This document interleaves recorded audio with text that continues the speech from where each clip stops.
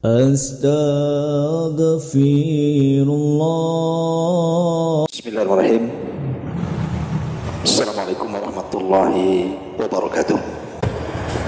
Alhamdulillah wassalatu wassalamu ala Rasulillah wa ala alihi wa sahbihi wa mawalah wa la hawla wa la quwata illa billahi wa ba'd. Kita akan membahas tentang orang-orang yang dijauhkan daripada rahmat Allah subhanahu wa ta'ala. Sering kita membaca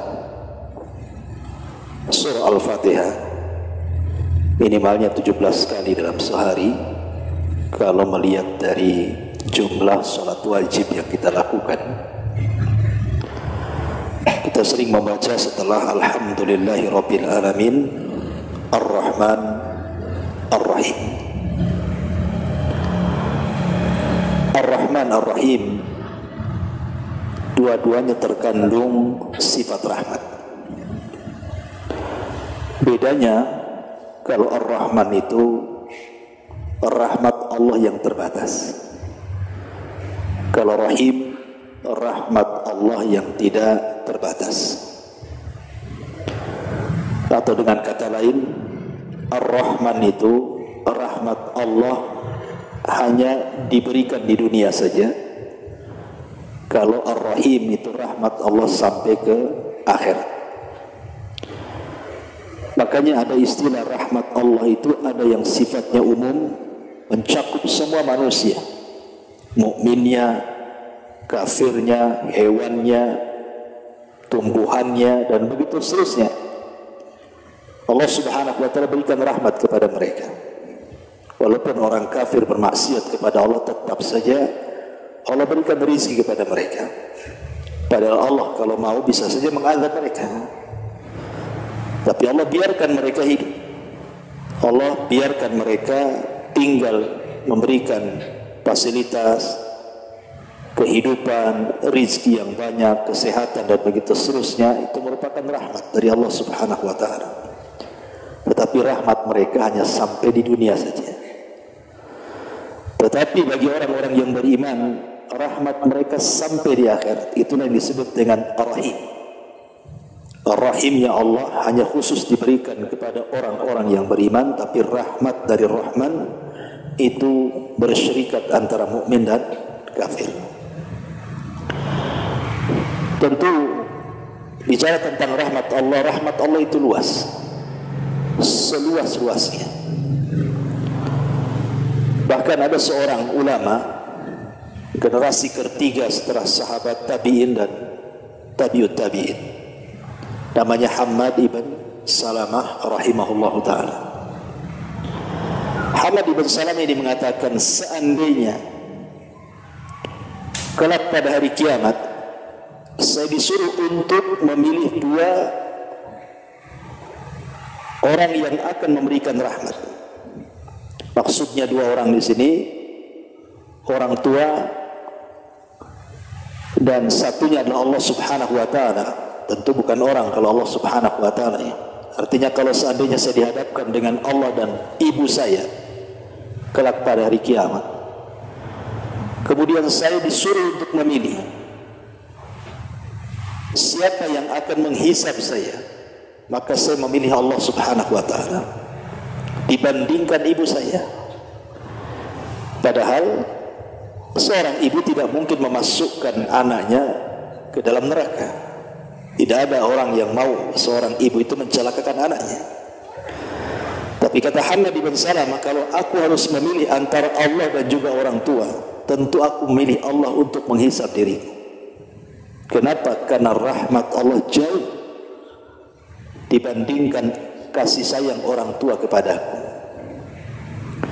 Karena Allah subhanahu wa ta'ala ketika menciptakan rahmat itu, Allah ciptakan 100 rahmat. Jadi yang satu itulah yang kemudian diturunkan ke bumi. Yang 99 rahmat itu Allah simpan kelak pada hari kiamat.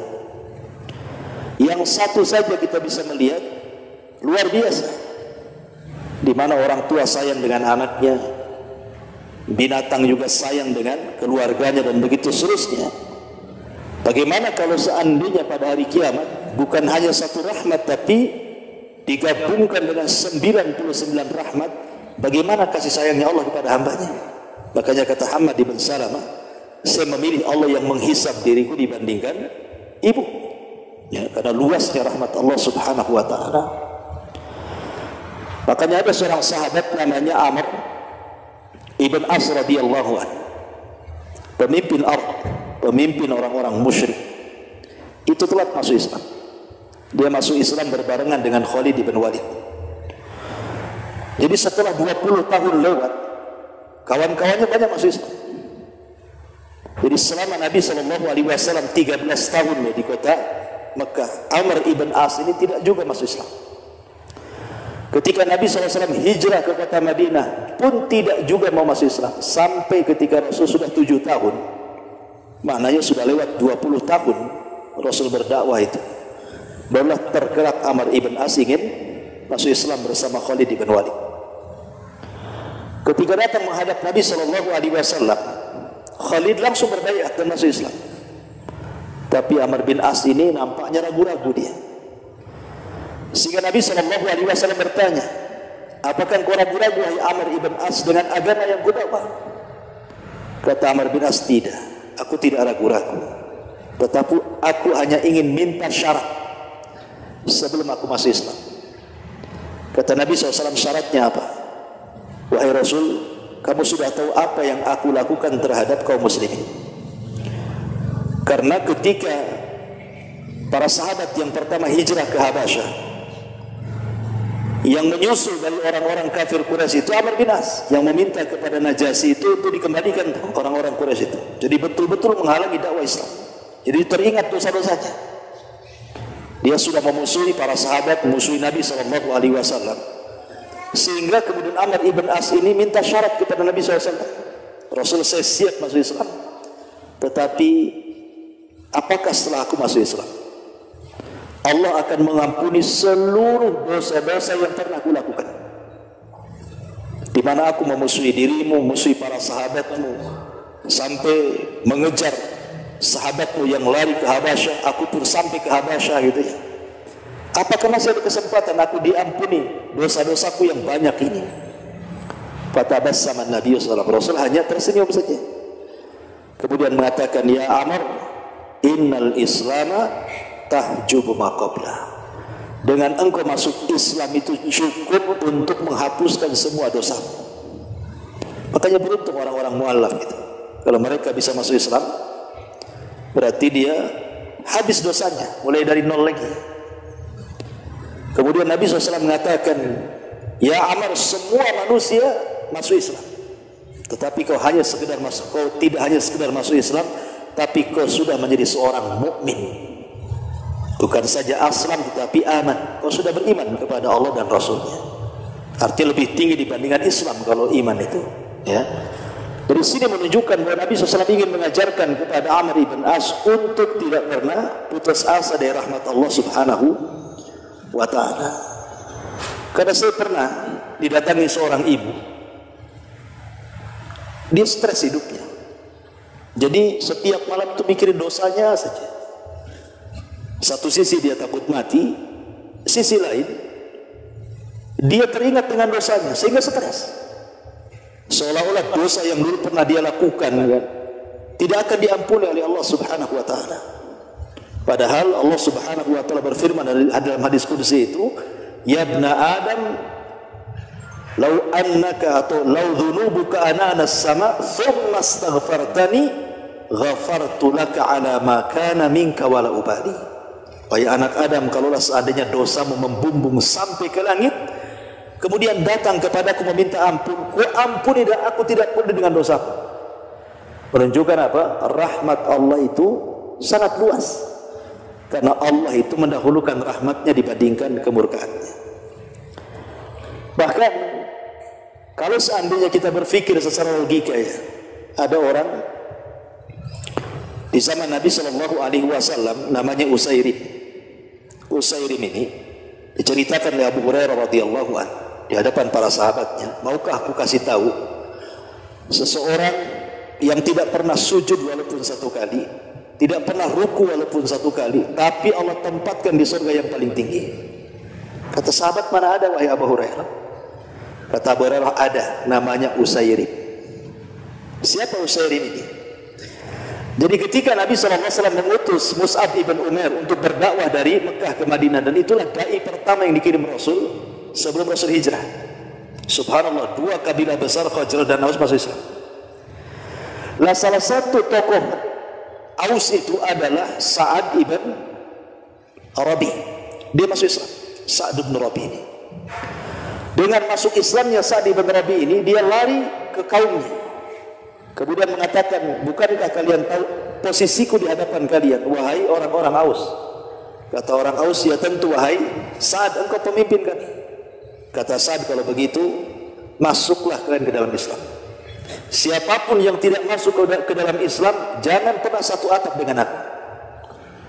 Akhirnya karena pemimpin yang meminta, satu kabilah Aus masuk Islam gara-gara Sa'ad ibn Rabi. Makanya saat wafatnya Sa'ad ibn Rabi itu arsy Allah bergoncang, 70.000 malaikat turun mengikuti jenazahnya karena mengislamkan satu kabilah.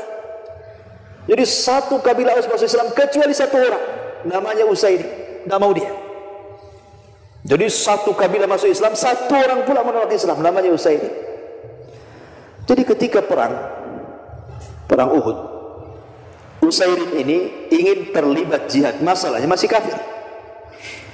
Tujuan dia itu karena melihat kabilahnya ikut jihad. Jadi dia jihad itu hanya ingin membela kabilah saja. Masa satu Aus keluar, aku tidak membela kabilah, apa kata keluarga aku, katanya. Jadi dia keluar. Rasul, libatkan aku dalam jihad. Kata Rasul, tidak, kamu kafir, ya. Dia datang lagi, Rasul, libatkan aku dalam jihad. Tidak, kau kafir. Lalu apa syaratnya biar aku boleh berjihad? Membantu kabilah, kata. Masuklah aku ke dalam Islam, bersyahadat, ya. Akhirnya Usairib pun karena ingin terlibat membela keluarganya, dia pun bersyahadat, asyhadu an la ilaha illallah wa asyhadu annaka rasulullah. Masuk ke medan tempur, mati syahid. Kata Nabi SAW, aku melihat Usairib di surga. Kata Abu Hurairah, demi Allah, aku tidak pernah melihat orang yang tidak pernah sujud, tidak pernah ruku, tapi masuk surga dengan surga yang tinggi. Kata Abu Hurairah, tahukah kalian siapa? Dialah Usairib. Pertanyaannya, Usairib ini tidak pernah sujud, tidak pernah ruku, amalannya cuma satu, jihad, kemudian masuk, mati syahid. Tetapi Allah Subhanahu wa ta'ala masukkan ia ke dalam surga. Coba ingat, karena Allah sudah buat aturan, siapapun yang masuk surga itu bukan karena amalannya, tapi yang masuk surga itu karena rahmatnya, karena kasih sayang Allah. Allah masukkan kita ke surga itu. Sebagaimana orang masuk neraka itu bukan karena dosanya, tapi karena keadilannya. Karena keadilan Allah Subhanahu wa ta'ala, Allah masukkan orang ke neraka. Sebab kalau Allah memasukkan orang ke dalam neraka karena kezalimannya, enggak ada orang tahan diadab di neraka. Tetapi orang masuk surga itu karena rahmatnya. Makanya sebesar apapun dosa kita, terkadang dengan amalan yang kecil, adalah orang dimasukkan ke dalam surga dengan rahmat Allah Azza wa Jalla, kan? Maka di zaman Bani Israel, ada orang tidak pernah berbuat dosa, seumur hidupnya enggak pernah maksiat. Tak pernah maksiat sama sekali. 70 tahun dia tak pernah maksiat. Kita ini nggak bisa, kalau nggak maksiat sehari itu kayaknya nggak sah gitu ya. Ini 70 tahun tak pernah maksiat, kemudian Allah takdirkan meninggal, mati husnul khotimah. Kemudian dipanggil di pintu surga orang ini. Kemudian Allah katakan, udkhulul jannah bi rahmati, masuk kau ke dalam surga dengan rahmatku, kata Allah. Kata anak muda Bani Israel mengatakan, oh tidak, aku tidak. Aku ingin masuk surga karena amalan. Kalau kau masukkan surga orang yang bermaksiat, kemudian tobat, kau terima tobatnya, kau masukkan ke surga, wajar dia masuk surga karena rahmat. Tapi aku kan tidak pernah maksiat, hidupku beribadah kepadamu. Aku ingin masuk surga karena amalanku, bukan karena rahmatmu ya Rabb. Kata Allah, baik, kalau begitu hitung pahala yang 70 tahun itu. Akhirnya dihitung pahalanya. Rupanya pahala selama 70 tahun dia beribadah tidak sebanding dengan nikmat penglihatan yang Allah berikan kepadanya. Akhirnya dia ketakutan karena takut tidak masuk surga. terpaksa dia mengatakan, ya Rabb, kalau gitu adkhilnil jannah bi rahmatika, masukkanlah aku dengan rahmatmu, katanya. Ya kan? Jadi semua orang itu butuh rahmat Allah, kasih sayang. Kita ini butuh kasih sayang Allah Azza wa Jalla. Makanya setiap hari kita diajarkan mengucapkan salam juga. Apa sih fungsi salam itu? Assalamualaikum. Kemudian dijawab waalaikumsalam warahmatullahi wabarakatuh. Di situ ada doa rahmat. Karena kita ini butuh kasih sayang Allah Subhanahu wa taala. Masalahnya ma'asyiral muslimin wal muslimat rahimani wa rahimakumullah, ada pula orang-orang yang dijauhkan dari rahmat Allah. Dan lawan rahmat itu apa? Laknat. Jadi rahmat itu didekatkan ke surga, rahmat itu didekatkan ke laknat itu didekatkan ke neraka. Jadi ada orang-orang itu yang justru dijauhkan daripada rahmat, didekatkan pula dari laknat Allah Azza wa Jalla. Nah, inilah yang kita akan bahas, siapa orang-orang ini yang justru tidak mendapatkan rahmat Allah, malah diancam dengan laknat Allah Subhanahu wa taala. Ma'asyiral muslimin wal muslimat rahimani wa rahimakumullah. Hadis yang pertama, Nabi sallallahu alaihi wasallam bersabda, la'anallahu man dzabaha li ghairillah wa la'anallahu man awa muhditsah wa la'anallahu man la'ana walidayhi wa la'anallahu man ghayyara manaral ardi. Allah melaknat, artinya Allah menjauhkan rahmat. Dari siapa? Yang pertama, orang yang menyembelih bukan karena Allah Subhanahu wa taala. Orang yang menyembelih bukan karena Allah Subhanahu wa taala. Seperti umpamanya ma'ruf di negeri kita kan, menyembelih untuk pantai Laut Selatan, kadang-kadang kan ada tuh acara-acara larungan, disembelih satu ekor sapi, kemudian kepalanya dilempar untuk Nyi Roro Kidul gitu ya. Itu menyembelih bukan karena Allah. Ya, atau zaman dulu kita sering mendengar ada orang yang naruh sesajen di pohon-pohon, ya kan, di gua-gua, di tempat-tempat keramat. Itu menyembelih bukan karena Allah Azza wa Jalla. Allah melaknat orang yang seperti ini. Ya, menyembelih bukan karena Allah Subhanahu wa taala. Makanya aturan penyembelihan dalam Islam itu, pertama menyembelih membaca basmalah dan sesuai dengan syar'i. Yang kedua diniatkan kepada Allah. Bukan hanya menyembelihnya saja baca basmalah, tapi niatnya juga karena Allah. Karena terkadang orang-orang yang melempar kepala kerbau ke lautan itu, terkadang ketika menyembelih baca basmalah dia, tetapi rupanya tujuannya bukan karena Allah, rupanya untuk penghuni Laut Selatan pula, atau penghuni lumpur lapindo. Lalu saya dengar ada kambing dilempar ke lumpur lapindo itu. Apa maksudnya gitu? Atau untuk supaya gunung tidak meletus, sudah ditaruh pula kepala kambing, meletus juga pula gunung itu. Berarti tak terima sama jinnya. Ya. Intinya bahwa menyembelih bukan karena Allah, orang ini dijauhkan dari rahmat. Ini yang pertama. Yang kedua, man awa muhditsah, orang yang melindungi orang jahat. Nah, ini hati-hati para pengacara, biasanya lawyer-lawyer ini. Sudah tahu kliennya ini orang jahat, ya kan? Yang tidak bisa dilindungi, malah mati-matian karena uang supaya dia bebas. Jelas-jelas dia pembunuh umpamanya kan. Jelas-jelas dia salah, masih dibela-bela supaya dia bebas. Naudzubillah. Ini masuk pada awa muhditsah, melindungi orang jahat. Allah laknat orang kayak gini. Ya. Kemudian yang ketiga, Allah laknat man la'ana walidayhi. Allah laknat orang-orang yang melaknat kedua orang tuanya. Kok bisa anak melaknat kedua orang tuanya? Saya kira nggak ada lah anak melaknat orang tuanya. Kalau zaman dulu, kalau zaman sekarang ya mungkin banyak kan anak melaknat kedua orang tuanya. Tapi maksudnya di sini artinya kan melaknat orang tua itu ada dua macam. Ada secara langsung, ada tidak secara langsung. Ya secara langsung mungkin seorang anak memaki orang tuanya, itu langsung tuh. Tapi ada juga tidak secara langsung. Maksudnya apa? Kita melaknat orang tua orang lain, kemudian anaknya tidak terima, melaknat pula orang tua kita. Banyak kita menghina orang tua orang lain. Oh dasar kamu itu, orang tuamu bajingan kan itu.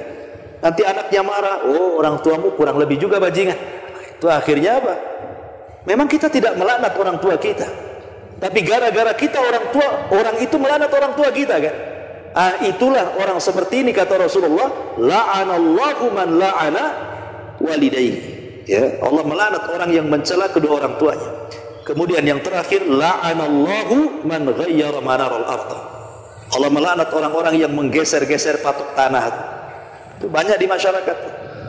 Ya, kadang-kadang di pematang sawah, dicangkul, jalannya jadi sempit kan gitu ya. Atau umpamanya di kebun, kadang-kadang patoknya sudah jelas pohon mangga, digeser pula ke pohon duren gitu ya. Kan banyak di masyarakat ini. Rebutan lahan. Satu jengkal saja kata Rasulullah itu akan diikatkan di lehernya 7 lapis ke bumi. Macam mana yang mengambil tanah orang 1 hektar coba? Ya, atau 1 kapling lah kan itu ya. Ini 1 jengkal saja cukup untuk dikalungkan di lehernya pada hari kiamat 7 lapis ke bawah tuh. 1 jengkal. Nah, itu kan nggak banyak. Iya nggak banyak. Coba digali sampai 7 lapis tuh. Nah, berapa truk tuh tanahnya tuh? Ya. Gimana 1 kapling? Gimana 1 hektar kan itu? Naudzubillah. Maka ini juga termasuk orang-orang yang dijauhkan dari rahmat Allah dan didekatkan dengan laknat Allah Azza wa Jalla. Ini hadis yang pertama. Hadis yang kedua, Nabi SAW mengatakan, la'anallahu al-wasilah wal mustawsilah wal washimat wal mustawshimat wal mutanammisat wal mutafallijat lil husni al-mughayyirat li khalqillah. Kata Nabi SAW, Allah melaknat wanita-wanita yang menyambung rambut. Coba sekarang kan banyak tuh. Kadang-kadang datang ke salon, biar indah rambutnya disambung-sambung lah rambut itu. Nah, kalau zaman dulu mungkin potongan-potongan rambut tuh masih berharga ya. Zaman dulu kan dijual tuh potongan rambut. Tuh apa? Biasanya tuh gelung biasanya. Allah melaknat. Ya, sinden-sinden biasanya kan ditaruh gelung-gelung palsu itu. Di sini Allah katakan Allah melaknat orang-orang yang menyambung rambut. Kemudian Allah melaknat wanita-wanita al-washimat wal mustawshimat, yang bertato dan yang mentato. Yang tadi yang menyambung dan yang menyambungkan. Nah, sekarang naudzubillah ya. Dulu biasanya orang-orang Cina itu yang bertato. Sekarang Cina tak bertato, orang kita boleh bertato-tato semua. Ya. Kadang-kadang sudah hitam, bertato hitam lagi, tak nampak tatonya. Jadi naudzubillah, macam-macam tato sekarang ya, dari kepala sampai kaki. Naudzubillah, Allah melaknat orang-orang yang ditato dan yang mentato, dua-duanya dilaknat. Kemudian wal mutanammisat, yang cukur-cukur alis itu. Kalau laki-laki jaranglah cukur alis kan. Perempuan biasa cukur alis itu. Ngapain dicukur alis coba? Kadang-kadang dikasih spidol, spidolnya pula tak permanen, kena hujan habis lah kan itu. Malu dia. Nah, jadi jangan cukur alis. Mutanammisat dilaknat oleh Allah Subhanahu wa taala. Kemudian al mutafallijat lil husni, yang meratakan gigi. Mungkin sekarang ini pakai bekel istilahnya. Ya. Kalau tujuan di bekel itu hanya untuk umpamanya kesehatan gigi, karena giginya jarang, kalau makan nasi asik loncat dari lubang itu, ya kan? Itu nggak apa-apa, karena manusia itu umumnya nggak seperti itu giginya. Berarti kalau jarang-jarang berarti ada masalah. Kalau ingin dirapatkan karena sebuah kesehatan, nggak apa-apa. Tapi kalau tujuannya hanya untuk kecantikan saja, dilaknat dalam hadis ini. Al mutafallijat lil husni. Kalau meratakan gigi hanya untuk kecantikan, dilaknat, tak boleh. Kenapa? Karena al mughayyirat li khalqillah, itu bagian daripada merubah ciptaan Allah Subhanahu wa taala. Ini sudah banyak. Nah, ini sudah memang di zaman sekarang ini banyak orang-orang yang dulu kan nggak pernah terkenal. Mana ada kenal orang behel dulu kan? Nggak ada kan? Naruh kawat di gigi zaman dulu mana ada? Ya, zaman sekarang masya Allah, ya pakai kawat, tak kawat dari mana tuh? Taruh di gigi. Tapi yang jelas bahwa ini juga orang-orang yang dijauhkan daripada rahmat dan didekatkan dengan laknat Allah Subhanahu wa taala. Kemudian hadis yang ketiga, Nabi juga bersabda dalam sebuah hadis, la'anallahu akilar riba wa mukilahu wa syahidaihi wa katibaihi kulluhum sawa indallah. Allah melaknat para pemakan riba, yang ngasih makan riba, yang menyaksikan riba, notarisnya, yang mencatatnya, semua sama hukumnya. Dan sekarang naudzubillah, ya, yang namanya riba itu luar biasa sekarang ini. Sampai sering saya istilahkan, riba itu bukan hanya di bank-bank saja, sampai ke tiang listrik ada riba, pohon pisang ada riba, pohon mangga ada riba. Silahkan pinjam sekian, bunganya sedikit. Nah itu tempel di tiang listrik. Bayangkan, riba sampai ke tiang listrik, sampai ke pagar-pagar rumah, sampai ke tembok-tembok. Ya silakan gadekan STNK macam-macam, bla bla bla bla kan itu. Memang riba ini sudah mendunia, kita tidak bisa lepas dari situ. Makanya kata para ulama, kalaupun kita tidak bisa menjauh 100%, ya minimalnya dikurangilah. Karena bagaimanapun riba ini dekat dengan laknat dan jauh daripada rahmat Allah Subhanahu wa ta'ala. Kemudian juga Nabi SAW juga mengatakan, la'anallahu ar-rasi wal murtasi. Allah melaknat para penyogok dan yang disogok. Dan sekarang masyhur, mau jadi pejabat saja nyogok, mau masuk ke PT aja nyogok, mau masuk jadi jabatan ini nyogok, semua main sogok sekarang ini. Buat KTP saja biar cepat nyogok, buat SIM nyogok, semua serba nyogok sekarang ini. Ya, katanya itu jalan pintas, iya tapi tak pantas gitu ya. Yang pantas kan seperti itu. Kecuali kalau seandainya nyogok ini terpaksa karena mengambil hak, maka dibolehkan. Tapi kalau sengaja ini tidak boleh. Ya. Kemudian juga Nabi SAW mengatakan juga, la'anallahu al-mutasyabbihina minar rijali bin nisa wal mutasyabbihat minan nisa'i bir rijal. Allah melaknat laki-laki yang menyerupai perempuan atau sebaliknya. Subhanallah, kan sekarang lihat. Ya. Ini memang fenomena menyerupai laki-laki perempuan atau perempuan laki-laki, subhanallah, sudah merata. Lihat sekarang para perempuan itu yang pakai celana lepis, pakai jeans, ya, jin itu ada di celana itu, lalu pakai jin, subhanallah. Coba laki-laki mau beli jin habis di borong perempuan. Ini kan masalah ini, ya. Mulai dari pekerjaan yang harusnya dikerjakan laki-laki jadi perempuan. Saya pernah lihat di YouTube itu, sampai di Malaysia itu tukang-tukang bangunan itu perempuan. Helpernya laki-laki, tukangnya perempuan, naudzubillah. Itu kan pekerjaan-pekerjaan laki-laki kan itu ya. Bukan hanya sampai ke pekerjaan, sampai ke penampilan. Ya munculnya bencong-bencong kaleng gitu kan. Saya ini pengalaman pagi-pagi, saya kan ngisi subuh di Nurul Hidayah itu. Ya saya tidak tahu kan. Jadi saya dari Tiban itu jam 3:30 sudah berangkat. Jadi karena ngantuk berat, memang ngantuk, kurang tidur kan. Jadi sebelum rumah sakit Umum Fatimah tuh, ya kan, di situ kan banyak ruko-ruko tuh.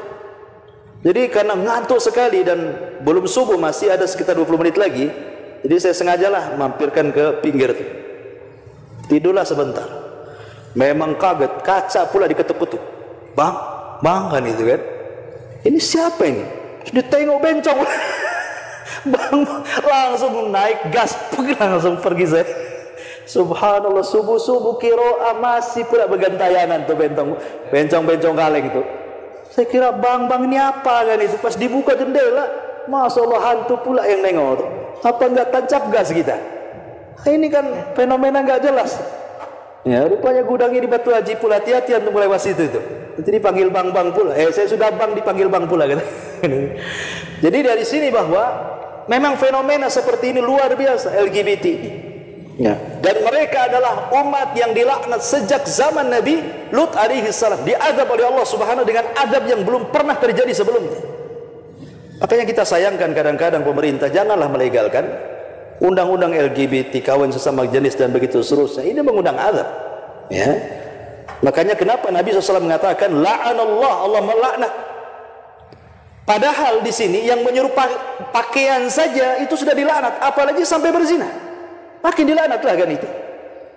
Ya, makanya saya nasihatkan bagi antum yang baik yang akhwat atau yang ikhwan, kalau punya anak laki-laki janganlah dikasih mainan perempuan, atau punya anak perempuan jangan pula dikasih mainan laki-laki. Masa anak perempuan dikasih robot-robotan, dikasih motor-motoran, suruh ngetrek apa anak itu? Ya kasihlah. Ya, tugas perempuan apa? Ya dibelikan alat-alat dapur, kan itu mainan alat dapur. Supaya dia terbiasa dengan mainan perempuan. Karena salah satu kenapa kemudian berubahnya tabiat laki-laki menjadi perempuan atau sebaliknya, ini karena pendidikan dari awal salah. Kalau sudah punya anak laki-laki kecil itu, ya kasih mainan laki-laki. Kalau perempuan, kasih mainan perempuan. Kasih baju laki-laki, kasih baju perempuan. Jangan pula kasih baju perempuan, jadilah di LGBT nanti. Nah, jadi itu juga salah satu kelompok-kelompok yang dilaknat oleh Allah Subhanahu wa ta'ala. Dan banyak lagi orang-orang yang dijauhkan dari rahmat dan juga didekatkan dengan laknat Allah Subhanahu wa ta'ala. Wallahu a'lam. Subhanaka bihamdika asyhadu an la ilaha illa anta astaghfiruka wa atubu ilaik. Allahu ta'ala. Assalamualaikum warahmatullahi wabarakatuh.